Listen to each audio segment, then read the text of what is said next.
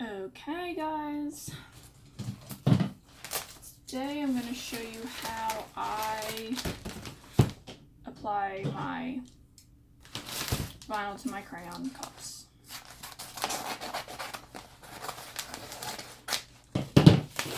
I use regular contact paper from Walmart. I think it's like $6 and I get a very long roll of it. I've been using it for 4 or 5 years now and I love it. All I did was completely glitter a cup the color I wanted. It was teal. Well, I guess that's teal. I got this off Google and I just sized it how I wanted it, basically.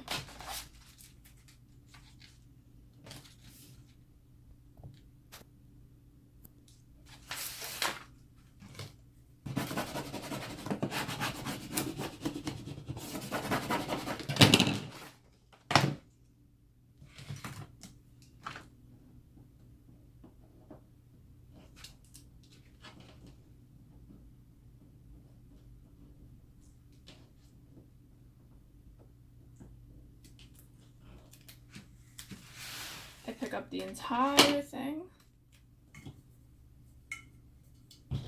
and it's not quite big enough, the transfer paper, but that's alright.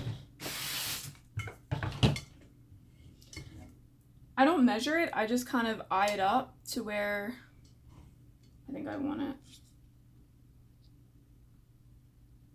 I like to get it as close to the top as possible so that I can follow the line, the top of the cup as a line, like to make it straight.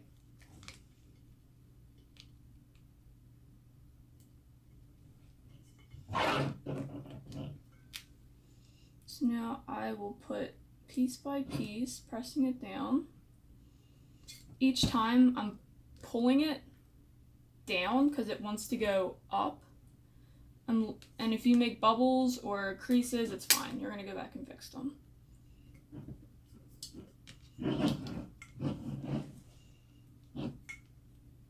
Pulling it tight, making sure it stays lined, pressing it down. Same. And then hopefully at the end here, it lines up. The top I think is the easier to do because typically the cups are bigger at the top. Take it off. Get another piece.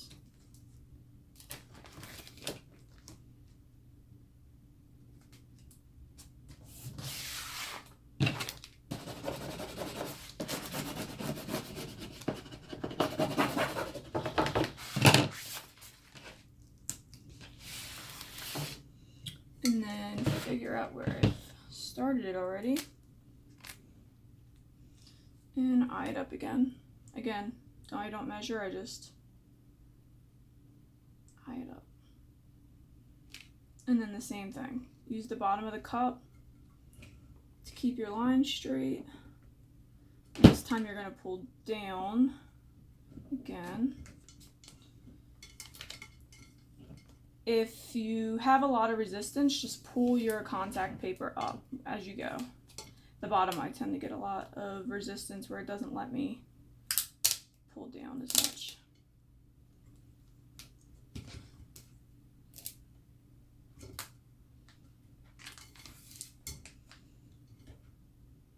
You can, chronicle wrap these.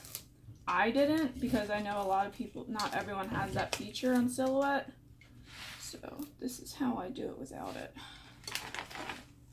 Come on, stop sticking everything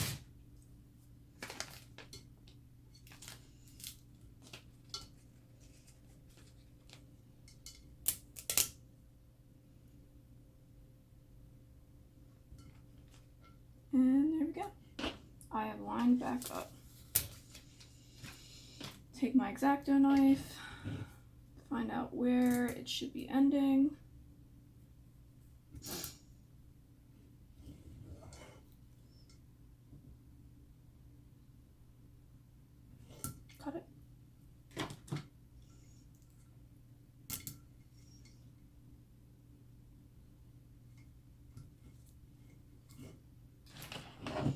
Now I check for bubbles or creases, which the top really doesn't have any. I tend not to get that many at the top because it's, like I said, it's thicker. Bigger, thicker, whatever.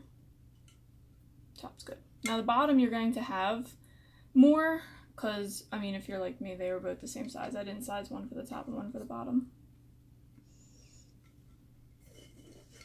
And there you go. Bubbles. Why are you not focusing now?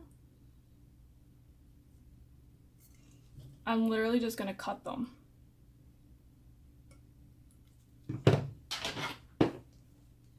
So I cut the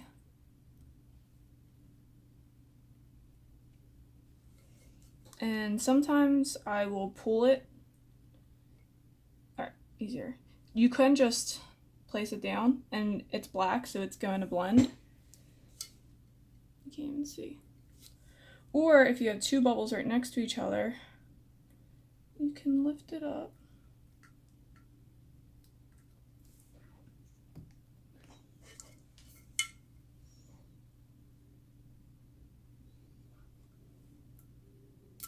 So I'm lifting it and I'm pulling it tight again.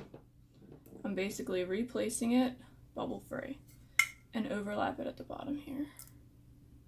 Making sure it stays straight, or you will notice.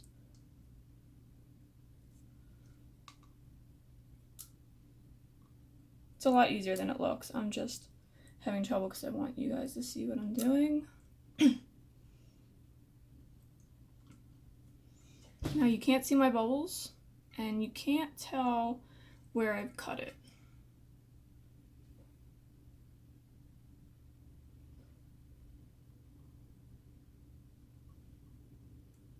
I can't even tell where I cut it, for real. I guess that's good.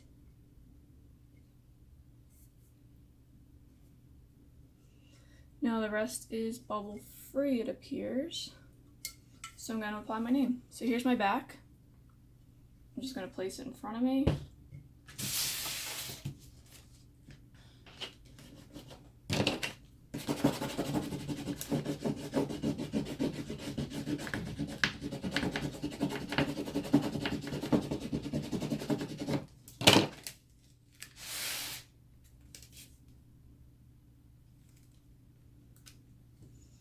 On my back again. Alright, this is just easier for me. I place it directly down and then I center my name.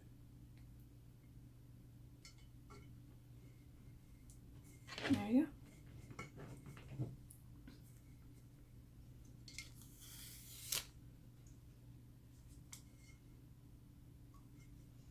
Now I have the colors for the back.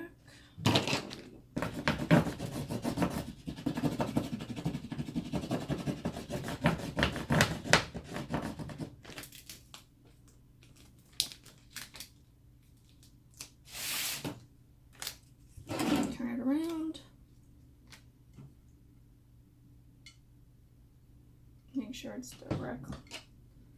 directly on the back here.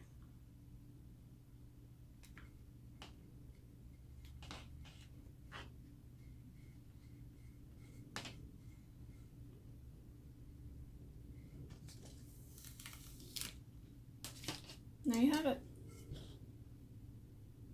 I do mine in the 3 languages. You don't have to. A lot of people just do one color. It's English, Spanish, French.